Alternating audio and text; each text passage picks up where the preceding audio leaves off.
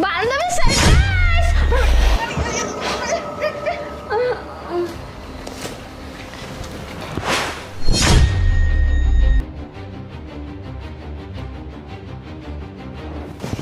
বলুন তাড়াতাড়ি আয় না।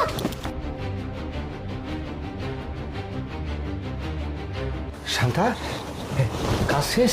আরে হ্যাঁ, তুই এক কাজ কর, তুই ওই পাশে শুয়ে পড়। যা, যা, আচ্ছা যা, ঠিক আছে। যা, যা। শুয়ে থাক। আমি এক কাজ করতেছি, আমি নয়নকে গিয়ে ডেকে নিয়ে আসতেছি, আর তুই ওর বয়ফ্রেন্ডের সাথে শুয়ে থাক, ঠিক আছে? আচ্ছা ঠিক আছে, আচ্ছা ঠিক আছে। যা, যা। আয়, তোকে একটা জিনিস দেখাই। দেখ, তুই কাকে বিয়ে করতে চাচ্ছিলি? প্রিয়া, এই তুই কে? কে আবার? ওর বয়ফ্রেন্ড? প্রিয়া তো টাকা।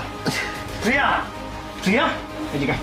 নাম নিছিলাম, ছিলাম, নাম নিছিলাম। দেখ, তুই দেখ, নিজের চোখে দেখে কথা বলো সব। তুমি আমার সাথে, কথা বলো। কথা বলতেছো না কেন? আজকে আমাদের বিয়ে। প্রিয়া, তুমি কি করতেছো? এই জানোয়ার কথা বল। তুই আমার হবু বউয়ের সাথে একই বেডরুমের মধ্যে কি করতেছিস? আরে তুই ওকে ছাড় না, ওর কি দোষ? তোর বউ ডেকে নিয়ে আসছে, তাই ও আসছে, তাই না? হ্যাঁ হ্যাঁ, এটা তো ক্লিয়ার হয়ে গেল, তোর বউ নিয়ে আসছে। তো এখানে বসো, কথা বলো তুমি। তুমি এই লোকটার সাথে এই বেডরুমের মধ্যে কি করতেছো? কিছুক্ষণ পরে আমাদের বিয়ে, এত বছরের সম্পর্ক তুমি এক মুহূর্তে নষ্ট করে দিলে। তোমাকে আমি বিশ্বাস করতাম, আর তুমি কি না শেষ পর্যন্ত আমার বিশ্বাসে এরকমটা করলে? শোন, ছি, শোন। এখন মাতলাম শুরু করছো, তাই না? স্যার? বেয়াদব কথা। এই বেয়াদব, স্যার, এই একদম কথা বলবি না। আমার মাথা কিন্তু একদম খারাপ আছে।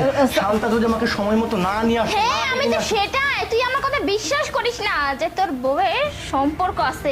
এবার তো হাতে নাতে প্রমাণ পেয়ে গেছিস, বয়ফ্রেন্ড নিয়ে শুয়ে আছে, তারপর আবার তোর বাড়িতে। ছি ছি, ম্যাডাম আপনি চুপ করুন, নয়ন। অনেক বলছেন আপনি। আমি চিন্তা মেরে ফেলি রে বেয়াদব।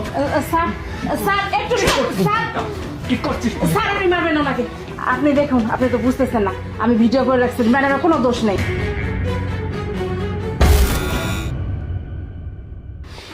এই নয়ন, শোন না, এগুলো সব মিথ্যা কথা। ছি, তোর প্রতি আমার ঘেন্না হচ্ছে। আজকে আমাদের বিয়ে, আর তুই কিনা তোর নিজের বান্ধবী হয়ে এত বড় একটা ক্ষতি করতে পারলি? তুই তুই প্রিয়াকে নেশাদ্রব্য ওর মুখের মধ্যে ছুঁড়ে ওকে অচেতন করে এই বেয়াদবটাকে ওর সাথে। আমার কোনো দোষ নেই, আমার কোনো দোষ নেই। ওই শান্তা ডেকে এনেছিলাম ওকে। ওকে আমার ঘেন্না হচ্ছে তোর সাথে কথা বলতে। নয়ন, please। চুপ বেয়াদব, তুই কি করে করতে পারলি এটা? তোর না নিজের বান্ধবী না, তোরা দুজন বোনের মতো, আর বোন হয়ে শেষ পর্যন্ত বোনের এত বড় ক্ষতি করতে পারলি তুই? নয়ন, আমি তো বিবেকে বাদ